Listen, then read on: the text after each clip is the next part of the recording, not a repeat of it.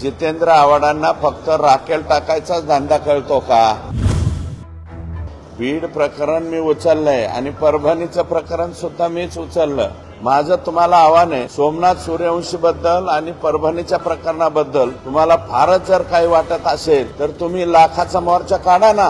एवढं मोर्चा करतात ना, यांच्या सरकारने सरकारसमोर लाखो लोकांचे मोर्चे निघाले मराठा समाजाचे. काय नाही दिलं मराठा समाजाला? सरकारला कुठेतरी जरांगेंना बाजूला करायचंय, त्याच्यासाठी कोणाला मोठं करायचं, हे सरकारचं काम.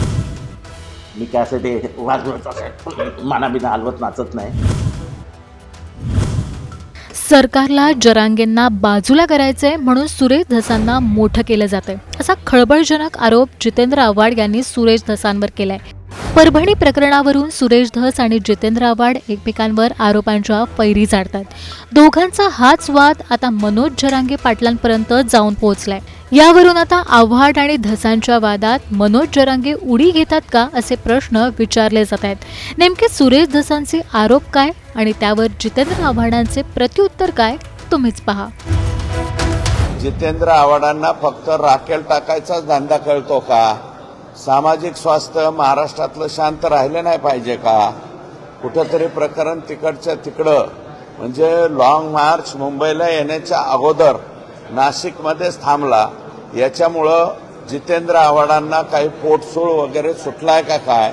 बीड प्रकरण मी उचललंय आणि परभणीचं प्रकरण सुद्धा मीच उचललं. जितेंद्र आव्हाड साहेब, माझं तुम्हाला आव्हान आहे, सोमनाथ सूर्यवंशी बद्दल आणि परभणीच्या प्रकरणाबद्दल तुम्हाला फारच जर काही वाटत असेल तर तुम्ही लाखाचा मोर्चा काढा ना. ठाण्यामध्ये काढा, मुंबईला आणून मोर्चा काढा. ते करत नाहीत तुम्ही. सरकारला कुठेतरी जरांगेंना बाजूला करायचंय, त्याच्यासाठी कोणाला मोठं करायचं, हे सरकारचं काम आहे. आणि कुठली स्पेस, तुम्ही मला मीडियाची स्पेस सांगता. तुम्हाला जेव्हा मीडियाचा एम माहिती नव्हता ना, तेव्हापासून मी मीडियामध्ये येतोय. मी काय असं ते वाजवत मानाबिना हलवत नाचत नाही. मी आपलं जे आहे तो अटॅक स्ट्रीट करतो. मला कुठलीही ते असं काहीतरी असे मानाबिना हलवत मग ते असे अमिताभसारखं करत वगैरे मला काही करायचं नसतं.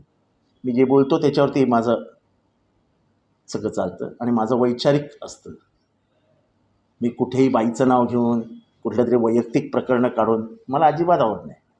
मी जे बोलतो तो माझा मुद्दा असतो, तो व्यावहारिक असतो आणि तो म्हणजे विचारांच्या प्रेरणेतच आला असतो.